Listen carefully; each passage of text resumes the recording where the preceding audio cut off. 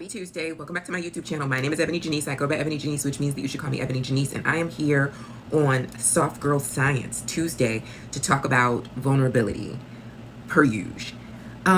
So what I want to say about vulnerability today is that social media often gets new language, and once social media grabs hold of new language, it becomes like this repackaged, watered down version of what the original intention was. For example, when I introduced the language of softness years ago, I was never talking about luxury and pink and, some passenger princess. And I don't actually have judgment of those ideas or those concepts, but that is not what softness ever was about for me. I was always talking about the seed itself.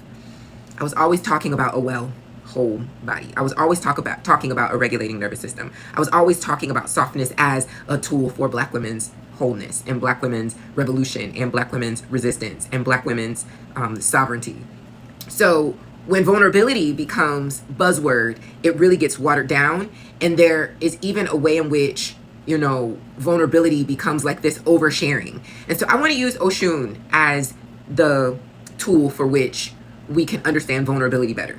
First of all, what you need to know about vulnerability is not just sharing everything. Vulnerability is not just about, being so honest that you just give everything away. Vulnerability is not about crying in all your videos. Vulnerability is not just about sharing your most precious private moments with everyone, because vulnerability does actually require some level of intimacy. And that is a thing that I think will continue to be a thread in the things that I share on Soft Girl Science Tuesdays, that a part of softness does require some level of intimacy. And intimacy requires some level of trust. And trust requires some level of relationship building. And relationship building leads us to a reality where we can be accountable with and to each other.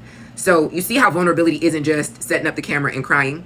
That is honestly what social media, when it grabbed a hold of vulnerability, it's like, okay, we're relaxing into being able to share our feelings and be more honest and more transparent. But the reality is you cannot do that without some things in place.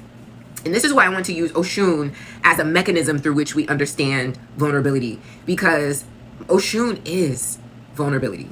Oshun is the Orisha that is over the rivers. She lives in the river. But guess what?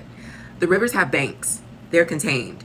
And if the rivers didn't have some form of containment, that's not vulnerability, that's a flood. And we want to be in the reality where we flow like the streams, like the rivers, we just flow. And if there ever is some obstruction in the ways in which these containments that we've put in place exist, or the ways in which the river banks are in place, is that the flow of Oshun still can just go around that obstruction and or flow over that obstruction. We don't have to tear anything down in order for us to still be in the flow, even if there is some obstruction. So ultimately what I came here to say is, using Oshun as that example, is that we don't want to be a flood. We want to be the stream. We want to be the river. We want to just flow. But that means that we have to have banks. We have to have something in place that makes it possible for us to be in that flow. We can't just pour ourselves out like that. Like, that's not the way that we pour ourselves out. We have to pour ourselves out with intention. And I won't even use the word dignity. Like, there is still dignity to vulnerability. So what do we put in place? That means that we are most vulnerable when there is an established relationship or an established capacity for intimacy, or an established knowing that there is trust.